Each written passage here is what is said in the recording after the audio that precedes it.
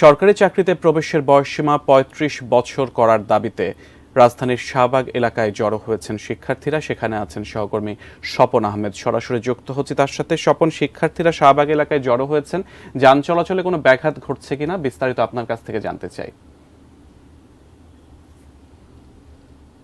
সিয়াম, আপনি যেমনটি বলছিলেন যে এই চাকরির বয়সসীমা ৩৫ করার দাবিতে যে শিক্ষার্থীরা আন্দোলনে নেমেছেন, এরা কিন্তু বেশ অনেক দিন ধরেই আন্দোলন করছেন।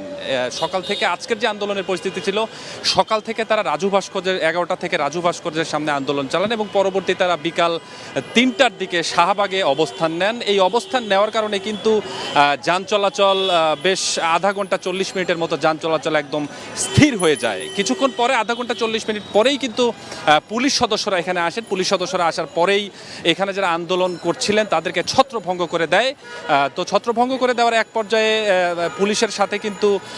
পুলিশের সাথে আমি কথা বলেছি। এখান থেকে বেশ কয়েকজন শিক্ষার্থী যারা আন্দোলনের সাথে জড়িত ছিলেন তারা কিন্তু পুলিশ কিন্তু এই বেশ কয়েকজন, অর্থাৎ 10 থেকে 12 জন শিক্ষার্থীকে এখান থেকে গ্রেপ্তার করে নিয়ে গেছেন। আমি পুলিশের সঙ্গে কথা বলেছি, তারা যেটি গ্রেপ্তারের বিষয়, যেটি আটক করার বিষয় যেটি বলেছেন যে এই যে অপ্রীতিকর ঘটনা অর্থাৎ এই আন্দোলনকে উদ্দেশ্য করে এই বাসে বা অন্যান্য জায়গায় যাতে অপ্রীতিকর ঘটনা কোনো ঘটতে না পারে বা অপ্রীতিকর ঘটনার যে চেষ্টা তারা করছিল, কয়েকজন নাকি চেষ্টা করছিলেন, এরকম বিষয়ে তারা বলছেন যে চেষ্টা করার কারণে তাদেরকে আমরা আটক করেছি। তো এই মুহূর্তে আমি একজন এই চাকরির বয়সসীমা আন্দোলন করার দাবি একজনের সাথে একটু কথা বলতে চাই। তো আসলে কি হয়েছিল এখানে? একটু আগে দেখলাম আপনারা আন্দোলন করছিলেন, কিছুক্ষণ আগে পুলিশ আসলে আপনাদের বেশ কয়েকজনকে আটকও করেছে। কি হয়েছিল একটু? আসলে যে আমরা এই দাবিগুলা বিভিন্ন কর্মকাণ্ড থেকে সেরা দীর্ঘ অনেক বছরের দাবিগুলো ছিল।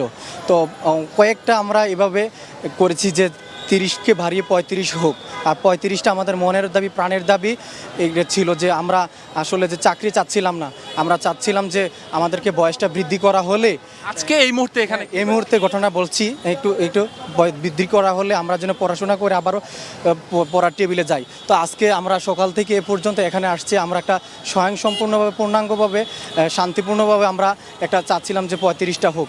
আমরা কোনো গাড়ি হাঙ্গামা, বিশৃঙ্খলা ইত্যাদি কোনো কিছু করছি না, বরঞ্চ পুলিশ আমাদেরকে লাঠিচার্জ করছে। 10ই জুন আমি অনেক মার খাইছি, আজকে আমি নিজেও মার খাইছি, আমি তীব্র নিন্দা। ধন্যবাদ। যেমনটি শুনছিলেন যে পুলিশ আসার পরে তাদেরকে অনেক মারধর এনি যেমনটি বলছিলেন।